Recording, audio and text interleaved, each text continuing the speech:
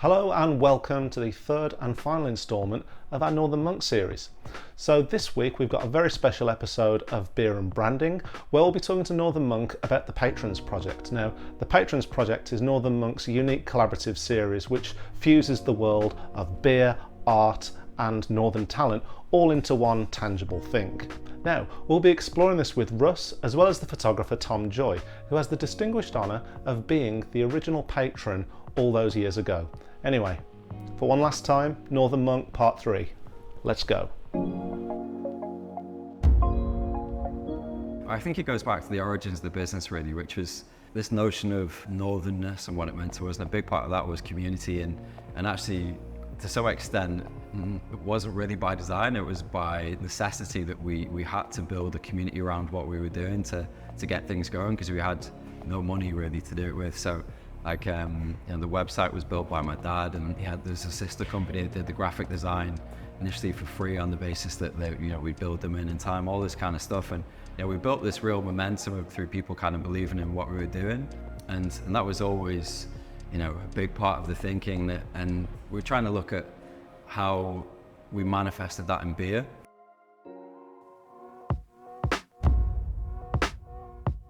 I'm Tom Joy. I'm a commercial photographer. I specialize in sports and lifestyle campaign work. So working with sports brands, telling sort of like real narrative stories within my work. He was the first patron. We were friends anyway. We chatted a lot about how beer and art could work together. And we were hanging out loads.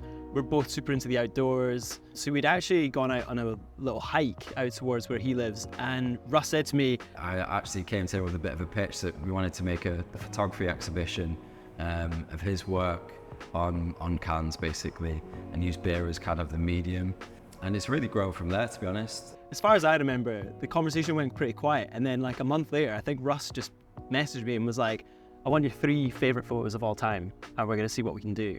And then that was kind of the birth of it really. I think one of the things that's synonymous with the Patrons project is the labels on the cans, which are peelable, and I don't think a lot of people know about the secret that lies within a lot of those labels. So tell us a little bit about that. Yeah, so the peel and reveal label has always been a bit of an Easter egg. Tim works comms manager for us, and we're always talking about how we should bring it to life, and we do more and more, but we probably don't talk about it enough. But we also quite like the idea that it is a bit of an Easter egg. It's kind of for those in the know. But that came about because the labeling company we worked with, we were always trying to talk about innovation and the way we could progress things.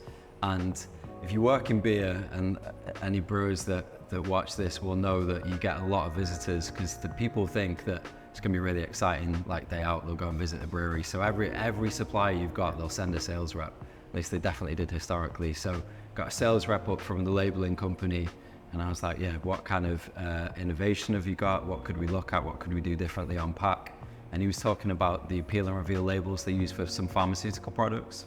So we kind of jumped at it really. And I can't remember actually, it's all a bit of a blur, but I think that was the precursor to working with Tom on the First Patrons project, was this idea that we could have like, a full canvas for the art, and in this case photography, with like a bit more about the story behind people on the inside.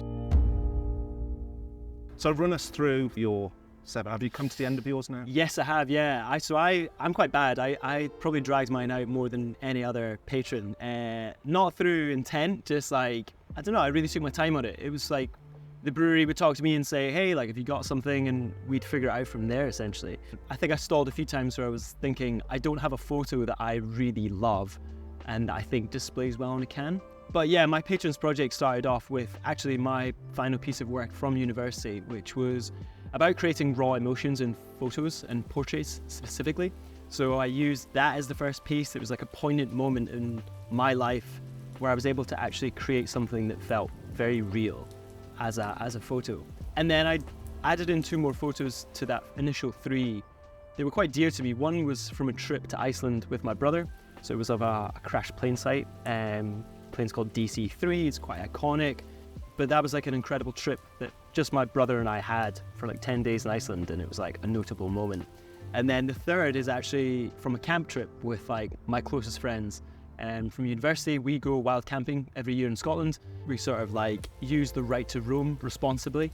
And it's just a photo of a fire basically, where we had like a small fire going and it's like the embers of that fire looking gorgeous. But that is like very precious time to me with my closest friends. My series of patron projects don't necessarily resemble or represent me as a photographer. They're sort of, you know, especially the latter half of my series is very much like landscape photos, essentially. But they are like poignant moments in time for me, of moments when I was away doing certain campaigns, or just like moments in time where I made a shift or a transition in my life.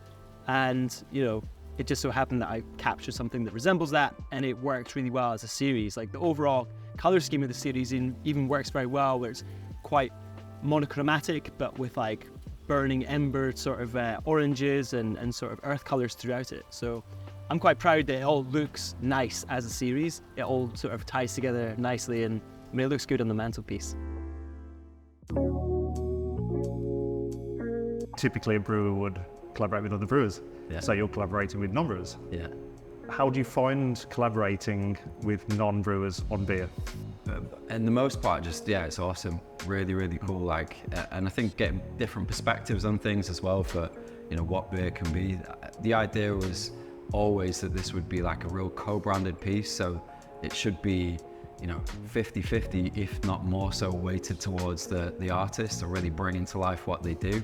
I mean, beer style wise, how much say do you have in kind of dictating the kind of the genre of beer? Yeah, so zero basically. But I knew it was in good hands. Like I'm no expert on beers, and it's kind of the same in my photography work. I enjoy onboarding and working with people who are specialists in what they do, and you know, I have no qualms with letting Monk be the boffins that they are doing what they do. I must admit, when we did the initial 3, it was coffee porter beers, and I'd never had a coffee porter beer before, and I remember having that and thinking like, this is not for me. And so I actually gave away all the beers to my friends, just to be like, hey, like, this is really cool, I'm really stoked about this, and I want to share it with you.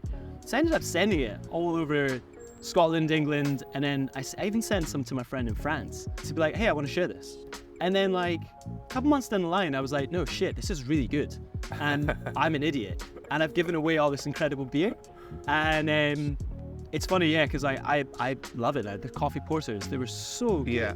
And like they're still really highly rated online as well. But yeah, more for me basically. So we always try and involve the collaborator in some way, or kind of design a recipe that we think, if they're not as beer focused, maybe or not as into beer, we'll try and bring something that we feel is as reflective as possible in beer form, what they do as an art form.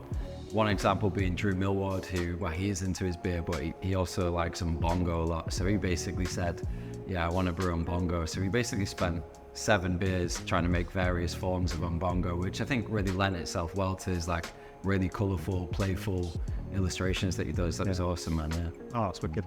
And I think one of the, you mentioned Chris Dimson earlier, who's a character. Yeah.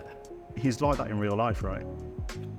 He's been so consistent, honestly. Like we've not met him in real life, but every email, like there's no grammar, there's nothing, and he's hilarious throughout. And actually, it's just been a pleasure to work with, to be honest. Yeah, you've never seen his face? We've never seen his face, no.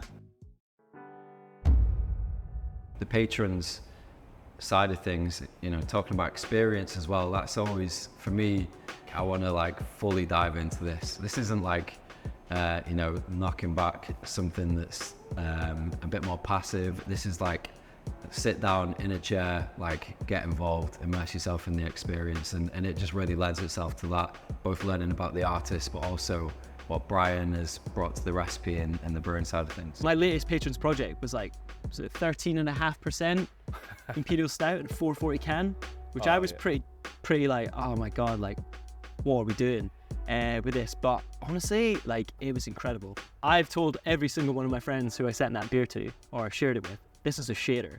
But I also enjoy that because even the blurb I put in the beer talks about like sitting down. The ideal way to drink it is to like sit down with some friends, have a fire, like sit and just like really relax into it and just like share it and enjoy the experience. You know, the monks smashed it in terms of their execution of the beer, and we even had like a tasting session to launch it.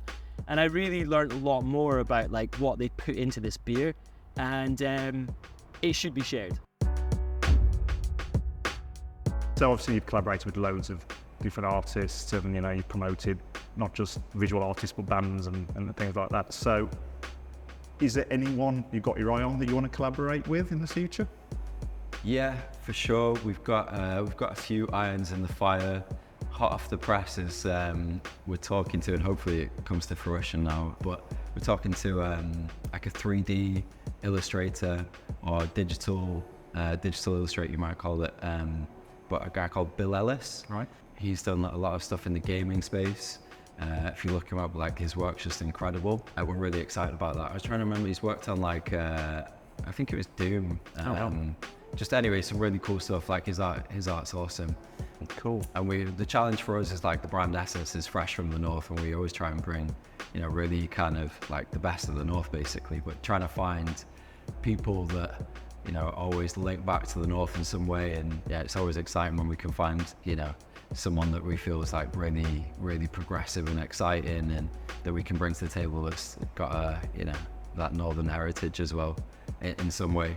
And in the case of Bill Ellis, he's actually from Greece but now lives in Glasgow, so like, cool. And it's Wonderful. Yeah. Awesome. Long may you continue doing amazing things with that. Thanks, man. Appreciate it.